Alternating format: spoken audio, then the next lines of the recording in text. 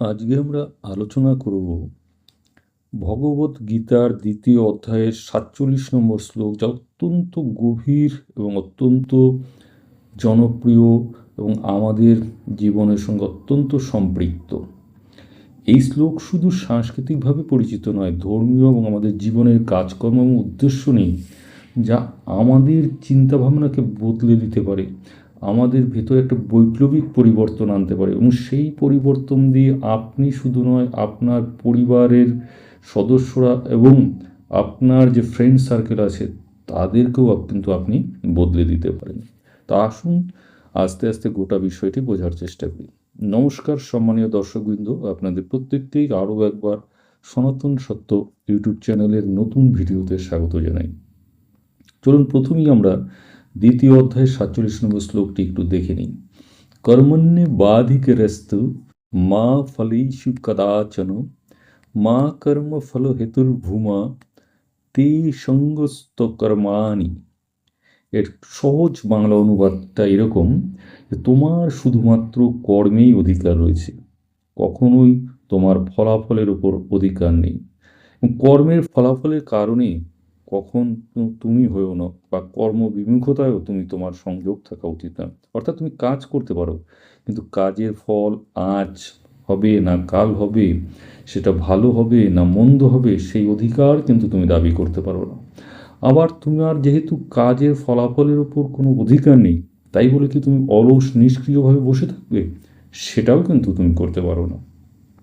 এই শ্লোকটি বলা হয়েছে যখন যুদ্ধক্ষেত্রে অর্জুন তার কর্ম এবং দায়িত্ব নিয়ে সংকটে, তিনি যখন একটা দ্বিধার মধ্যে ভুগছেন, তখন ভগবান কৃষ্ণ বলছেন তোমার যা কাজ তাই করো, কিন্তু সেই কাজের ফলাফল নিয়ে অতিরিক্ত বাসনা বা কোনো ভয় কোনোটাই তোমাকে যেন আটকে রাখতে না পারে। তাই বিশ্লেষণ করলে দেখা যায় যে এটি গীতার মূলত যে কর্মযোগের তারই কিন্তু একটি অংশ। অর্থাৎ কাজ করো, ফলের আশা বা ভয় থেকে তুমি সম্পূর্ণ নিরাসক্ত থাকো, মুক্ত থাকো। কি রয়েছে শ্লোকে দেখো, কর্মণ্যে অধিকারতে, অর্থাৎ তোমার অধিকার কি? কাজ করার অধিকার। মা ফলেষু কদাচন, অর্থাৎ কাজের ফলাফলের অধিকার নেই কখনো। মা কর্মফল হেতুর ভূ, অর্থাৎ কাজের ফলাফলের কারণ তুমি নও, এটাও কিন্তু তুমি ভাববে না। মা তে সঙ্গস্ত কর্মণি, অর্থাৎ কাজ না করার সঙ্গে, অর্থাৎ অকর্ম করে তুমি থাকবে, সেই সংযোগও যেন তোমার সঙ্গে না থাকে। অর্থাৎ তুমি নিষ্ক্রিয়ও কিন্তু থাকবে না, সোজা কথায় তুমি কাজ করে যাবে, পরিষ্কার তুমি কাজ করে যাবে। রেজাল্ট এর সঙ্গে, ফলের সঙ্গে তোমার অধিকার নেই বলে যে আমি কোনো কাজই করব না, ফলাফল থাকবে না, তা কিন্তু হবে না। বরং তোমাকে সম্পূর্ণভাবে মনোযোগ দিতে হবে, ফোকাস কিন্তু তোমার কাজের উপর রাখতে হবে। ঠিক যেমন বাল্যকালে সেই অর্জুনের অস্ত্র পরীক্ষার সময় দ্রোণাচার্যের সামনে অর্জুনকে যখন জিজ্ঞেস করা হয়েছিল যে তুমি কী দেখতে পাচ্ছ, অর্জুন কিন্তু সে পাখি নয়, অর্জুন সবাই বলেছিল আমি পাখি দেখতে পাচ্ছি আমরা, কিন্তু অর্জুনই একমাত্র বলেছিল যে আমি পাখি নয়, পাখির চোখ দেখতে পাচ্ছি। তো ঠিক কর্মটাকে সেই পাখির চোখের মতো, অর্থাৎ আমাদের কর্মটার উপর সম্পূর্ণ আমাদের ফোকাস করতে হবে, কর্মের ওপর। আমার রেজাল্ট কি ভালো হবে কি খারাপ হবে সেটা নিয়ে যদি আমি ভাবতে যাই, তাহলে কিন্তু আমি কল্পনার জগতে চলে যাব, কাজের থেকে আমি সরে যাব। আমি ভাববো যে আমার ভালো হলে এই হবে ওই হবে, কল্পনায় চলে যাব। খারাপ হলেও আমি ভাববো যে এই যদি না, আমি যদি ফেলিওর হই তাহলে এটা হবে ওটা হবে, এই করতে গিয়ে কিন্তু কাজের থেকে আমাদের কিন্তু ফোকাস সরে যাবে। তাই কাজের প্রতি কিন্তু আমাদের সম্পূর্ণ ফোকাস রাখতে হবে। আর সব কিছু কিন্তু আমি নির্ধারণ করতে পারি না। ধরুন ক্রিকেটের একটা উদাহরণ নিই, দলগত খেলা ক্রিকেট।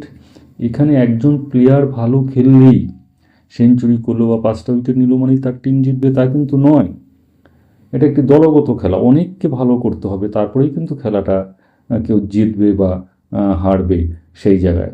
তো কিন্তু কোনো ব্যক্তি বা কোনো প্লেয়ার যদি মনে করে যে আমার একার খেলায় তো রেজাল্ট হবে না, তাহলে আমি আর খেলে কী করবো, তাই কি হয় বা সেটা কি করা উচিত? কখনোই নয়। প্রত্যেকটা প্লেয়ার তার 100% বা তার বেশি দেওয়ার চেষ্টা করে, বাকিটা তার নিয়ন্ত্রণ করতে পারবে না সে, সুতরাং সেদিকে ভাবারও ব্যাপার নেই, বরং সেটা ভাবতে গেলেই সে কাজটার উপর ফোকাস রাখতে পারবে না, সে কিন্তু 100% দিতে পারবে না। প্রত্যেকে আমাদের লক্ষ্য হওয়া উচিত এই গীতার শ্লোকের যে মূল যেটা কথা, যে আমাদের লক্ষ্য হচ্ছে যে আমরা কি সেই কাজটা 100% দিতে পারলাম কি? যদি কাজটা 100% দিতে পারি, আমরা মনে করছি সেটাই আমার ফল।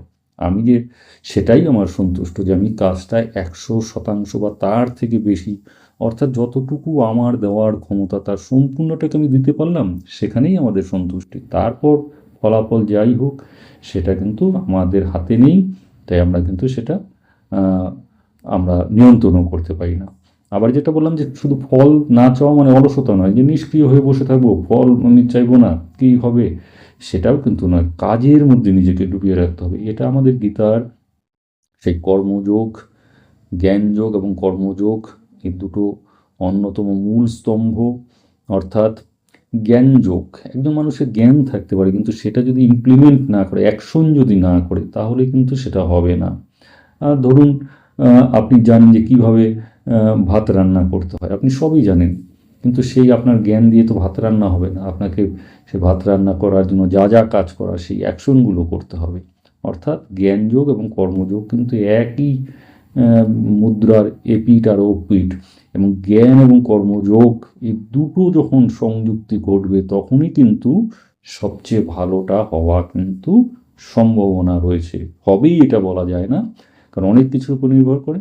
আর সেই জন্যই এটা বলা হয়েছে যে তুমি কাজ করে যাও, ফলের আশা করো না। এর একটাই উদ্দেশ্য বারবার, যে ফলের ওপর ফোকাস না করে কাজের ওপর সম্পূর্ণ ফোকাস করতে হবে। ঠিক একই কথা, এই কর্মযোগের কথাই তো আমাদের স্বামী বিবেকানন্দও বলে গেছেন, যে ওঠো জাগো, যতক্ষণ না তুমি লক্ষ্যে পৌঁছাচ্ছ ততক্ষণ কিন্তু থেমো না। অর্থাৎ কাজ করে যাও তুমি, ফলের আশা করে ফলটা ভালো হবে না খারাপ হবে এই করে নিজের ফোকাসটা কিন্তু নষ্ট করো না। তো বন্ধুরা, এই ভিডিওটি যদি আপনারা ভালো লাগে আপনাদের, তাহলে অবশ্যই লাইক করুন, শেয়ার করুন, মন্তব্যে লিখুন যে আপনি কোন কাজে এই শ্লোকের নীতি প্রয়োগ করেছেন বা প্রয়োগ করতে চান, আপনার অভিজ্ঞতা জানান, আমাদের সঙ্গে শেয়ার করুন।